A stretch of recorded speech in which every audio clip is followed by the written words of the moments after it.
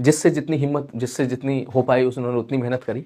मैं ये नहीं कह सकता कि क्लास में अगर 100 बच्चे हैं तो 100 के 100 बच्चे उसी डेडिकेशन के साथ या उसी तरीके से पढ़ लेते हैं जैसा एक टॉपर वाला बच्चा पढ़ता है, ऐसा नहीं है। हर बच्चे की अपनी कैपेसिटी होती है, हर बच्चे के अपने वीक पॉइंट्स होते हैं, हर बच्चे की अपनी कमजोरियाँ होती हैं, हर बच्चे के अपने बैकलॉग्स होते हैं, हर बच्चे की अपनी दिक्कतें होती हैं।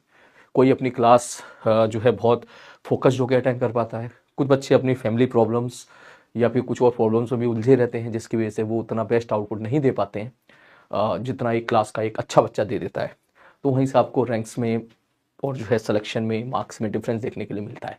ठीक है, तो ये वीडियो मैं उन सारे बच्चों के लिए बना रहा हूँ क्योंकि आज अब कुछ दिन के बाद आपका जे मेंस का पेपर है और मैं ये चाहता हूँ कि आपकी जितनी जो कैपेबिलिटी है मार्क्स लाने की, जितना आप कायदे में ला सकते हो वो उतना कम से कम लेके आ जाओ। ठीक है, मेरी इस क्लास में कोई बच्चा ऐसा हो जो मान के चलो सपोज जिसकी हालत बहुत ही ख़राब हो, कोई टेस्ट में उसके 2%, 3%, 4% मार्क्स, 10%, 15% मार्क्स आते थे बस। ठीक है, उसने बेचारे ने मेहनत करी, वो यहाँ तक पहुँचा। वो कायदे में 100 मार्क्स भी नहीं ला सकता जेईई मेंस में, लेकिन अगर वो खूब मेहनत करके बेचारा वो 180 तक पहुँच गया, 160 तक पहुँच गया, 140 तक भी पहुँच गया, तो मेरे लिए तो वो भी विन विन सिचुएशन है। मैं सीधी बात बोलूँ तो ठीक है, मैं ऐसा नहीं कि बच्चों को केवल उनके हाईएस्ट मार्क्स से जज करूँ कि भाई तेरे 280 आ गए तो तू हीरो है, तेरे 290 आ गए तो हीरो है, 250 है तो हीरो है, और जिसके 160 रह गए, 150 रह गए तो वो, मैं नहीं मानता इस चीज़ को। ठीक है, क्योंकि मैं जिस ऑफलाइन क्लास में मैंने पढ़ा, अब तो खैर 2 साल मुझे ऑनलाइन में ही हो गए, लेकिन जब मैं 10 साल ऑफलाइन क्लास में था तो मैंने ऐसा भी देखा कि कुछ बच्चे ऐसे थे जिनकी रैंक कम आई। ठीक है, मानता हूँ उनकी रैंक 8000 रैंक आई। एक 8000 रैंक एक अच्छी रैंक नहीं है उनकी कुछ लोगों की नज़र में, मेरी नज़र में तो अच्छी है। मेरी नज़र में तो इसलिए अच्छी है क्योंकि जब वो कभी मेहनत कर रहा था तो देख के लग रहा था कि वो 4 लाख रैंक भी नहीं ला पाएगा। ठीक है ना। जब वो शुरू में मेहनत कर रहा था उसके मार्क्स आ रहे थे, निगेटिव में मार्क्स आते थे, तो वो तो भाई साहब वो तो 4 लाख 5 लाख रैंक लाना भी उसके लिए बहुत मुश्किल काम थी। मुझे देख के लग जाता था कि भाई तो 3-4 लाख रैंक लाएगा इस तरीके से पढ़ेगा। तो वो बच्चा पढ़ता है, मेहनत करता है, ऐसे बहुत सारे बच्चे होते हैं, उसमें से कोई बच्चा 40,000 रैंक ले आता है, कोई बच्चा 15,000 ले आता है। तो मेरे लिए तो भैया दोनों अच्छे हैं कि आपने जो है 4 लाख से 40,000 पे आ गए, या 4 लाख से आप 15,000 पे आ गए, ठीक है, या 50,000 से आप 5,000 पे आ गए, या 20,000 से आप 1,000 के अंदर आ गए, है ना।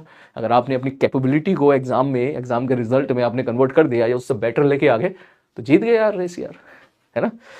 तो बस इसलिए मेरे लिए आप सब लोग बराबर हो। ठीक है, प्लीज़ ये मत सोचिएगा कि टॉपर है, अच्छा मार्क्स है तो भाई मेरे लिए इंपॉर्टेंट है, बिल्कुल नहीं है। ठीक है, आप सब लोग इक्वल इंपॉर्टेंट रखते हो मेरे लिए। खूब मेहनत कीजिएगा, खूब मेहनत आपने करी है, अभी तो मेहनत आगे चलती रहेगी। ठीक है, अभी तो आगे चलती जाएगी। तो अब जो है काम की बात जो है वो ये है बेटे भाई कि डर आपको लगेगा, कुछ दिन के बाद पेपर है, डर आपको लगेगा, डेफिनेटली लगेगा। ठीक है, तो तेरी जगह मैं भले ही कितना बोल दूं कि डर मत डर मत, मुझे भी पता है तेरी जगह मैं भी होता तो मुझे भी डर लगता। ठीक है, लेकिन थोड़ा बहुत डर होना चाहिए। ठीक है, थोड़ा बहुत डर होना चाहिए। अब जो बचे हुए दिन हैं आपके, किसी का पेपर 22 तारीख को होगा, किसी का 27 को, किसी को 28 को, किसी को 27 को तो नहीं है शायद, 29 को, 30 को। मैं सबको ये बात बोलूंगा, सबसे पहली बात तुम ये समझो कि जेईई मेंस का जो पेपर है वो पेशेंस का खेल है।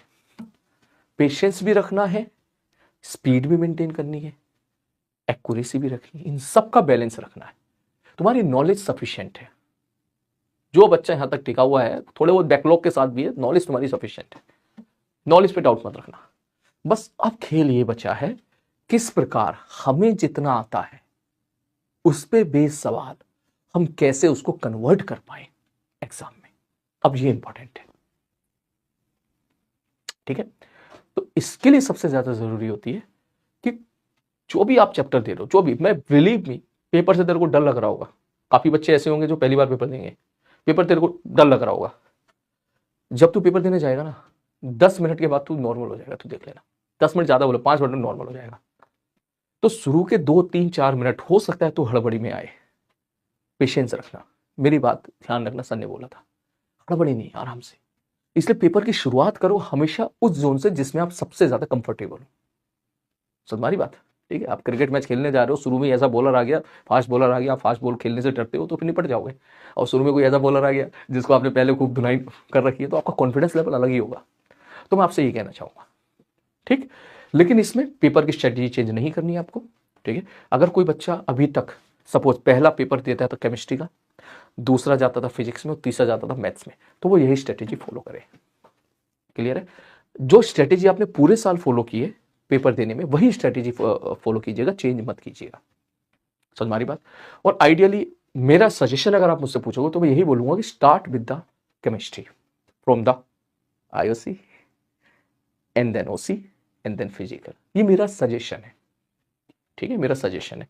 सर ये आप सजेशन क्यों कर, मैंने कहा यार ये मैं इसलिए कि मैं आपको हमेशा क्लास में बोलता आया हूँ कि ऐसा नहीं है कि यार नया बोल रहा हूँ, ठीक है।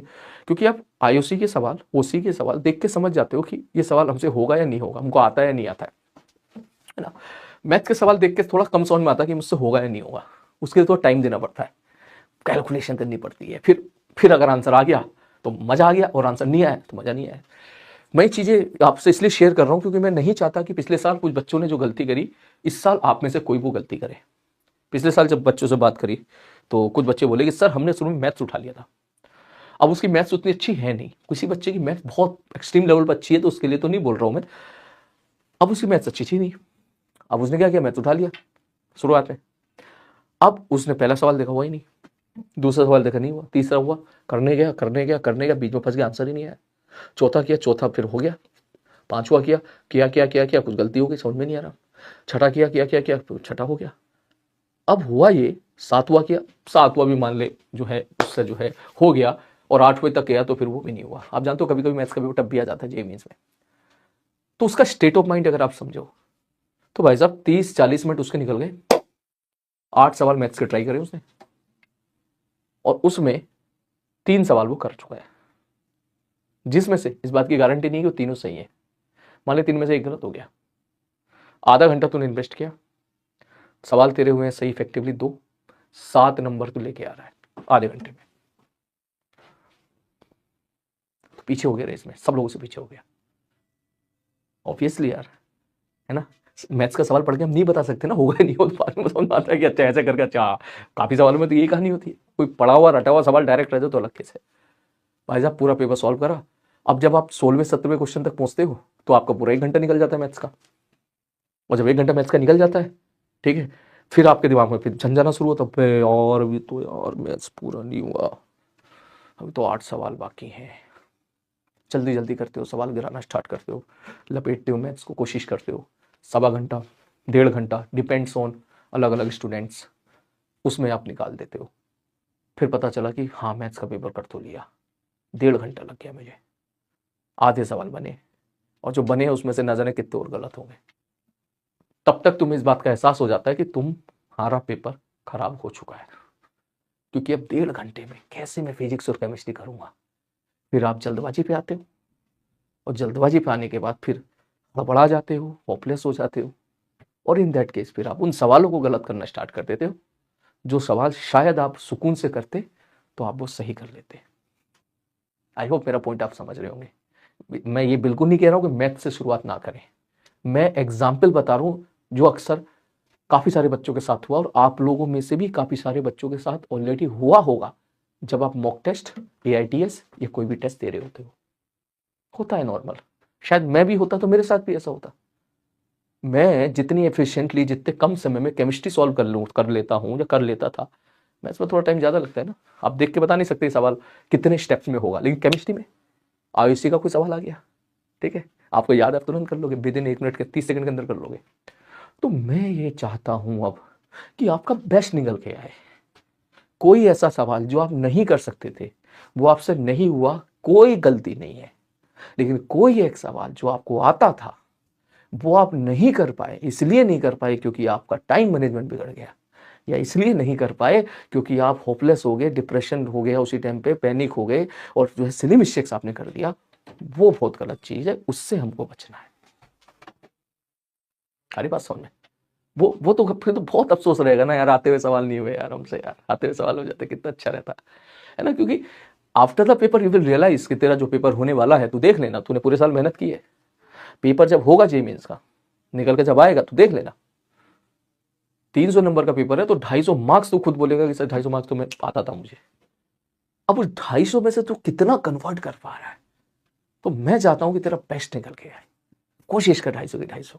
कोई अगर कह रहा है मैं 200 नंबर का पेपर मुझे आता था, तो 200 के 200 निकालो किसी तरीके से। कोई कहता है मेरे को 150 नंबर का आता था, तो भाई तू 150 ही निकाल ले तो भी तेरा काम हो जाएगा। सारी बात समझ में, ठीक है। मैं 150 को बुरा नहीं बोलूंगा, हो सकता है कोई बच्चा बोले गुरुजी 150 का ही आता था बस, और 150 में से 145 का करके आ गया सही में, अब बढ़िया 98 परसेंटाइल रैंक आ गई, तो उसके लिए तो ये भी बढ़िया है भाई, उसके तो ये भी बढ़िया है, क्योंकि इस बैच में हर वेराइटीज ऑफ स्टूडेंट है, हर वेराइटीज ऑफ बच्चा है, तो मैं एक कॉमन स्टेटमेंट बोल रहा हूँ। तो यहां से निष्कर्ष ये निकलता है कि पहला, अगर आपकी मैथ्स बहुत ही शानदार लेवल की है तभी आप मैथ्स से शुरुआत करें, ठीक है, वरना आप सबसे पहले उन सवालों पे जाएं जो आपको आता है, जो आपको आता है वही सबसे पहले करें। और अगर किसी की मैथ्स अच्छी है तो आप मैथ्स से शुरुआत करो, नो प्रॉब्लम। ये मत समझना कि मैं मैथ्स मैं मना कर रहा हूं, नहीं, बिल्कुल नहीं। आप में से काफी बच्चे ऐसे होंगे जो शुरुआती मैथ्स से करते होंगे पेपर में और अच्छा परफॉर्म करते हैं, तो वो ऐसे वही स्ट्रेटेजी फॉलो करें, ठीक है। लेकिन मेरा कंसर्न, आई होप आप समझ गए होंगे मैं किन बच्चों को बोल रहा हूँ, ठीक। तो पहले वही सवाल करें, चाहे आप शुरुआत मैथ्स से करें, फिजिक्स करें, केमिस्ट्री से करें, आप पहले वही क्वेश्चन आपको करने हैं जो आपको देख के लग रहा है तो आता है मेरे को, ठीक। पहली इंपॉर्टेंट बात, शुरुआत बेटर रहती है। आप केमिस्ट्री में आईयूसी ओसी से करो तो उसमें ये होता है ना कि केमिस्ट्री का पेपर अगर 45 मिनट के अंदर सॉल्व कर लिया आपने, हो जाता है, तो आपका दिमाग क्या बोलेगा, आपका दिमाग बोलेगा भाई 2.25 घंटे हो गए, 2.25 घंटे बाकी है। सोच, एक बच्चा ऐसा है, बढ़िया स्टडी के साथ गया, उसने फटाक से ओसी उठाई, आईयूसी उठाई, फटाक से उसने देखा 8 सवाल है, 9 सवाल आए मान ले, 2 में से 3 नहीं आते, ठीक है, और उसने 6 आते, उसने 6 सही कर दिए सुकून से। तो भाई 3 नहीं आते, इट्स ओके, लेकिन वो 3 नहीं आते, उसको तुरंत पता चल गया ना कि मुझे 3 नहीं आते। उसको लंबी चौड़ी, चाहे फिजिक्स में लंबा चौड़ा कैलकुलेशन करने के बाद आपको रियलाइज हो कि हमारा आंसर मैच नहीं कर रहा है, उससे बेटर है ना कि तुम्हें शुरू के सवाल पढ़ते समझ में नहीं आता, तो दैट्स बेटर, क्योंकि आपका समय बच रहा है। आप ये भी तो सोचो, मार्क्स निकालने से बेटर, निकालने से जितना मार्क्स निकालना उतना ही इक्वली इंपॉर्टेंस होता है समय की कीमत समझना एग्जाम में, ठीक।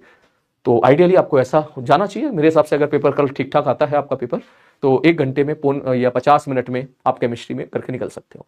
फिर आप जो है, जो भी आपको, अगर आप डिसीजन ले तो फिजिक्स का, आप फिजिक्स पे जाइए। फिजिक्स में मैं आपसे बस यही बात बोलूंगा, इन बातों का ध्यान रखना जो मैं बोलने वाला हूं।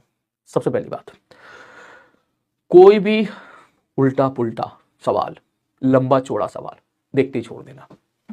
शुरुआत में छोड़ेंगे नहीं हम, वैसे तो पकड़ेंगे साले को, उसको भी बात ना करेंगे, लेकिन शुरुआत में छोड़ देना, क्योंकि मैं ये चाहता हूं कि स्टार्टिंग के 15-20 मिनट आप वो सारे सवाल कर लो जो देखते ही होने वाले सवाल है, ठीक।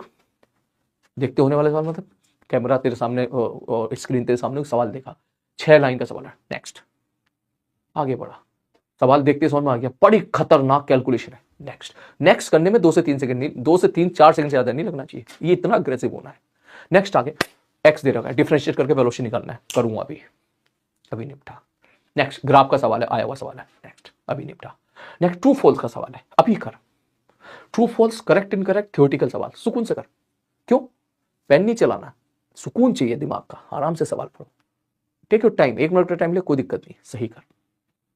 कभी कभी कुछ मैच द कॉलम टाइप में आ जाते हैं, या कभी कभी ट्रू फॉल्स में बहुत लंबे लंबे सवाल आ जाते हैं।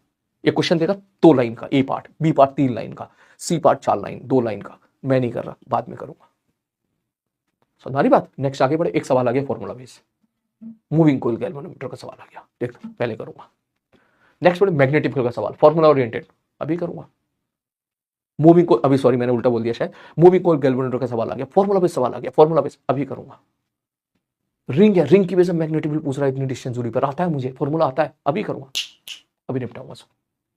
एक सवाल नया फ्रेम कर दिया, यार ये क्या है, सोचना पड़ेगा, तुरंत छोड़ दे, ये नहीं कि नहीं मैं सोचूं अभी करूं ना, तुरंत छोड़ देना, तुरंत छोड़ देना।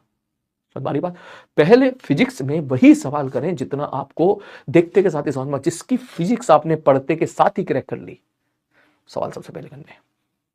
और बिलीव मी, अगर तमीज से तूने ठीक ठाक लेवल की तैयारी कर रखी है, पढ़ते ही समझ में आ जाएगा। इतने सारे मॉक टेस्ट दिलवाए मैंने तुम्हें, पढ़ते के साथ ही समझ में आ जाएगा तेरे को सवाल करना है छोड़ना है।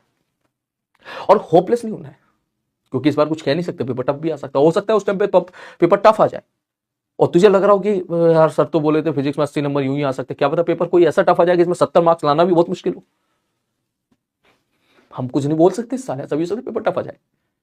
इसलिए ये मत समझना कि सर तो कह रहे थे कि 80 नंबर तो यूं आ जाते हैं फिजिक्स में, मेरे तो 70 भी नहीं आ रहे हैं, बड़ी मुश्किल 60 आ रहे हैं। भाई हो सकता है तेरे बड़ी मुश्किल 60 आ रहे हो, सबके वो 60 बहुत अच्छे हो, 60 का एवरेज तूने सब में निकाल दिया, 180 आ गई, 180 पे भाई साहब 99.9% आ गई, पता चला, ऐसा भी हो सकता है। इसलिए इस भ्रम में मत रहना कि अच्छी परसेंटाइल के लिए 80 के ऊपर मार्क्स लाना बहुत जरूरी है, 90 से ऊपर बहुत जरूरी नहीं, जितना आता उतना करके आना। बिलीव मी, बाद में एक एक सवाल बहुत दर्द देता है। ये बात तू ड्रॉपर वाले बच्चों से पूछना कभी, और जो टाइम कॉलेज पहुंच गए उनसे पूछना, एक छोटा सा सवाल उन्होंने किसी भी पैनिक में गलत कर दिया, पूरी की पूरी ब्रांच कंप्रोमाइज हो जाती है। जिस ब्रांच में, जिस कॉलेज में उसको CS मिलना चाहिए था, उसको ट्रिपल ही मिल जाता है। अरे बात समझ में, जिस ब्रांच में उसको ट्रिपल ही मिल जाना चाहिए था, उसको कोई दूसरी ब्रांच मिल जाती है, वो मिल जाती है जो वो नहीं लेना चाहता था। इसलिए ठीक है, तो आप समझ रहे हैं ना, पेशेंस, स्पीड, एक्यूरेसी, सबका बैलेंस बना के चलना है। ठीक, तो पहले आप फिजिक्स में वही सवाल करें जो देखते के साथ ही होने वाले। कोई भी सवाल दिमाग खराब करे, फाड़ में जा साले, बाद में देखूंगा तुझे मैं। अरे बात समझ में, कोई लंबा चौड़ा सवाल, भाड़ में जा, बाद में देखूंगा तुझे मैं। तो आइडियली जब मैं पेपर दिया करता था तो मेरी स्ट्रेटेजी ये होती थी कि केमिस्ट्री को मैं 45 मिनट के अंदर निपटा दिया करता था पूरा, और 45 मिनट के बाद 60 मिनट के बीच में जो 15 मिनट मिलते थे, उस पहले घंटे के उस 15 मिनट में मैं कम से कम फिजिक्स के 10 सवाल वो सॉल्व कर लिया करता था जो देखते के साथ ही होने वाले होते, जो आसान होते। और अगर आपने ये काम कर लिया तो आपका दिमाग बोलेगा 1 घंटा हो गया और 2 घंटे बचे और आधा पेपर मैंने कर लिया। अब स्टेट ऑफ माइंड क्या शानदार तरीके से काम करेगा तेरा। ऑल दो मेरे साथ बेनिफिट ये था कि हमारे साथ ऑनलाइन ऑफलाइन पेपर होते थे, तो हम ऑफलाइन पेपर झलक देखते समझ जाते थे। ये डायग्राम, हाँ ये देखा हुआ सवाल है, अभी करूंगा, ठीक। ये सवाल देखा हुआ, हाँ ये अभी करूंगा, ठीक। पन्ने पढ़ो, ये भी देखा हुआ ये। तो हमारे कैसे पन्ने पलटना, एक पेज पे 5 सवाल, 3 सवाल इधर, 3 सवाल इधर, 6-7 सवाल एक साथ दिख जाते थे। तो 4 बार पन्ने पलट लो तो 4 सेकंड में हमें बदल जाता था कौन सा सवाल हमें आता है, देखते के साथ ही आता है। तो मेरे केस में बेनिफिट था। आपके केस में मान लेता हूँ 10-15 मिनट आपको स्क्रीन बटन दबाने में लगेंगे, लेकिन I am just giving an example. ठीक है, कि आप इसी तरीके से कोशिश कीजिएगा कि पहले फिजिक्स में वही सवाल करना जो सवाल आपको देखते के साथ ही आता, तो बहुत ही आसान हो। वो गलत होने ही नहीं चाहिए, वो गलत होंगे तो कहाँ होंगे, जहां तो यूनिट पे गलती करेगा। यूनिट पे कोई गलती नहीं करनी है, ध्यान रखना इन बातों को। जो गलती होती है अक्सर बच्चों, जो मैं जितना बच्चों को जानता हूं कहां गलती करता है, सवाल गलत पढ़ लिया, ध्यान से पढ़ना, जो पूछा है वो निकाला है नहीं निकाला है। 5 सेकंड सलीम भैया के नाम क्यों होने चाहिए कि जो पूछा है वही आपने निकाला है या नहीं निकाला है। 5 सेकंड दे दो, कोई दिक्कत नहीं है। कभी कभी होता है, जैसा एग्जाम्पल के तौर पे उसने पूछा था भैया एक्सलेशन सर्कुलर मोशन में, तुमने निकाल दिया टेंजेंशियल एक्सलेशन, बाद में भूल गए यार AC का स्क्वायर प्लस AT का स्क्वायर का अंडर रूट करना था। ये छोटियां गलती हो जाती है। ठीक, यूनिट, कोई भी सवाल 12th की फिजिक्स से आता है तो उसमें यूनिट में सबसे ज्यादा गड़बड़ कराने की कोशिश करता है। यूनिट ध्यान से देखना, क्या यूनिट दे रखी है, समझ मारी बात। कोई इलेक्ट्रोमैग्नेटिक वेव का कोई ऐसा सवाल आ गया जिसकी कैलकुलेशन बहुत खतरनाक है, बाद में कर, अभी मत कर, बाद में कर, मुझे पता है तू कर लेगा। ठीक, तो फिजिक्स में कोशिश करो 30 से 35 मिनट के अंदर 70% 80% क्वेश्चन तुम्हारे जो बहुत आसान आते हैं हर साल, अगर इस साल ऐसे आए तो इस साल अगर आसान है तो आने भी चाहिए, 70-80% हमेशा आसान होते हैं। कोशिश करो कि 30 minute 40 minute 30 minute 35 minute 40 minute में वो सारे सवाल आपसे हो जाए बिना कोई गलती किए। फिर आखिर के जो 20 मिनट बचे, फिर आप उन सवाल को निपटा दो जिन सवाल की कैलकुलेशन ज्यादा है, जिन सवाल को थोड़ा सा रीडिंग ज्यादा हो रहा है, जिन सवाल में जो है थोड़ा सा दिमाग लगाना पड़ रहा है। ठीक है, अच्छा बच्चा तो हो सकता है आधे घंटे में ही निकाल दे, क्योंकि आप जाहिर सी बात है अलग अलग बच्चा अलग अलग समय लेता है, तो इस हिसाब से बेटा आपको जाना है। हो सकता है कि आप 30 मिनट में फिजिक्स के 25 में से 18 सवाल कर लें, 15 सवाल कर लें, 30 मिनट में 16 सवाल कर लें। ठीक है, और फिर उसके बाद जो है फिर बाकी 30 में सुकून से अच्छे, बाकी जो अच्छे सवाल है वो आप उनको भी कर लें। तो बेटा इन स्ट्रेटेजी का आपको ध्यान रखना है। ठीक है, आप जैसे भी हो, बढ़िया प्रिपरेशन है, पेशेंस रखना है बना के। फिर उसके बाद आप अपना फिजिक्स के बाद जो भी स्ट्रेटजी फॉलो करते हो, अगर मैथ्स पे जा रहे हो तो मैथ्स पे चले जाओ, और कुछ और जा रहे हो तो कुछ और चले जाओ, जैसा आपको ठीक लगे, टोटली योर चॉइस। और एक बात और मैं तो ये बोलूंगा कि पेपर चाहे जैसा भी जा रहा हो, अभी 2 बातों का ध्यान रखना है। ठीक, उस मोमेंट पे अपने आप को कंट्रोल करना है। पहली बात तो 2 बातों का ध्यान रखना है अभी के लिए थोड़ा सा भी डर लग रहा हो तो। पहली बात ये मैं बोलना नहीं चाहता, क्योंकि मैं बोलूंगा तो शायद आप कमजोर पड़ जाओगे, लेकिन फिर भी मैं बोल रहा हूं। ठीक है, फिर भी मैं बोल रहा हूं, कमजोर मत पड़ना, इसको पॉजिटिव सेंस में लेना। कोशिश कर इसी पेपर में फोड़ने की। बाई चांस कोई ऊंच नीच हो जाती है तो सेकंड अटेम्प्ट तो है ही ना हमारे पास। अब मैं ये बात अगर मैं बोलूं तो हो सकता है कुछ बच्चे सोचे अरे चलो पढ़ना बंद करते हैं, सेकंड अटेम्प्ट तो है ही, ऐसे नहीं लेना है। ठीक है, मान ले बाई चांस कोई ऊंच नीच हो गई, जितना तुझे आता था उतना तू नहीं कर पाया, जितने मार्क्स तू ला सकता था उतने मार्क्स लाने में कोई गलती हो गई, मान ले कुछ बच्चे बोर्ड में इन्वॉल्व हो गए कुछ ज्यादा, तो वो उतने हिसाब से प्रिपरेशन नहीं कर पाए, कोई बात नहीं, सेकंड अटेम्प्ट तो है ना। ठीक, उसमें मचाएंगे। लेकिन अभी जब ये टाइम है, जैसे मैं हमेशा बोलता हूं, मोमेंट चाहे कोई सा भी हो, हमेशा अपना बेस्ट करो। ये पेपर है तो मचाना इस पेपर में बढ़िया तरीके से। ठीक, इसमें तो बिल्कुल बिंदास हो गए मचा, ओवर कॉन्फिडेंस में नहीं जाना है, कैलकुलेशन मिस्टेक नहीं करनी है, और यस तू मचा सकता है। तुम्हारी बात ठीक, सोच इतनी ज़्यादा क्लासेस जो है, मॉक टेस्ट का लोड, क्लास का लोड और ना जाने लोड के बाद अगर तू बहुत अच्छा परफॉर्म कर ले रहा है तो अप्रैल में तू और धमाकेदार तरीके से मचाएगा, क्योंकि फिर तेरे पास पूरा फरवरी होगा, पूरा मार्च होगा, 2 महीने तेरे पास होंगे। उसमें जब 20 दिन चल, कुछ बच्चों का बोर्ड होंगे, बोर्ड हटा देगा तो उसको भी हटा देगा, तो भी तेरे पास कम से कम 30 दिन ऐसे होंगे कि जिनमें तो मचा के रख देगा बढ़िया तरीके से। ठीक, तब तो बेस्ट आना ही है। ठीक, लेकिन अभी जो मौका है इसमें भी हमको बेस्ट करना है। ठीक है, तो इसलिए डिप्रेशन में नहीं जाना है, टेंशन बिल्कुल नहीं जाना है, खूब बढ़िया तरीके से मचाना है। और दूसरी और लास्ट बात जो मैं हमेशा बोलता हूं अपने बैच के बच्चों को, कि तू जैसा भी है, चाहे तू 300 मार्क्स लाने वाला हो, चाहे तू 200 मार्क्स लाने वाला हो, चाहे तू 100 मार्क्स लाने वाला हो, या चाहे 100 से कम रहने वाला हो, तू जैसा भी है भैया मेरा अपना है। ठीक है, सिक्का चाहे अपना सोने का हो या खोटा हो, होता तो अपना ही है। ठीक है, आप कोई खोटे नहीं हो, आप सब बढ़िया हो, आप सब सोना हो। ठीक है, सब सोने के बराबर कीमती हो। ठीक है, तो जैसा भी है हमारे बैच का पार्ट है, जैसा भी है हमारे SPW का पार्ट है, और जैसा भी है हमारा अपना है। तो इस चीज़ को लेकर कभी ये मत सोचना कि कम मार्क्स कम आएंगे तो इसका मतलब सर वगैरह क्या सोचेंगे। सर बस केवल ये सोचेंगे कि मार्क्स कम आए तो अब आगे मार्क्स कैसे बढ़ाए जाए, सर ये सोचेंगे। मैं केवल यही सोचूंगा, इसलिए कभी कोई बच्चा ये ना सोचे कि सर मेरे मार्क्स कम आए हैं, अब मैं सर को कैसे मुंह दिखाऊं, या मैं बैच में कैसे क्लास अटेंड करूँ, मेरा मन नहीं कर रहा है, ये सब नहीं सोचना है। ठीक है, कोई बच्चा अगर मुझे आगे ऐसा बोलता है तो मैं इस बात पे जज नहीं करता हूँ कि उसके मार्क्स कैसे 100 रह गए। अब मैं इससे बात नहीं करूँगा, मैं कोशिश करता हूँ, मैं अगर मुझ तक बात पहुँच जाती है तो मैं इस बात पर कोशिश करता हूँ कि अब 100 आ गए तो चलो 100 से 150 पे बात करें, 100 से 180 पे बात करें। ठीक है, तो जैसा भी है हमारे इस बैच का पार्ट है और मेरा पार्ट है। ठीक है, मेरी लाइफ का पार्ट है, जैसा भी है हमारा है, हम सबका है। ठीक, तो इसलिए टेंशन बिल्कुल मत लेना, बढ़िया तरीके से पेपर देना। अब कुछ दिन के लिए मैं जो हूँ मैं नोटिस करता रहूँगा, कोई इन्फॉर्मेशन मुझे देनी रहेगी तो वो मैं आपको जो है बैच में वीडियो बना के दे दूंगा। ठीक है, आप सभी लोगों को मेरी तरफ से ऑल द बेस्ट। ठीक है, थोड़ा समय लिया मैंने आज आपका, कोई बात नहीं। ठीक है, ये बात करनी थी, मौका नहीं मिल पाया था कभी। ठीक है, तो ऑल द बेस्ट, खूब मजा के आना है, अपना ध्यान रखना, टेक केयर, मिलते हैं जल्द।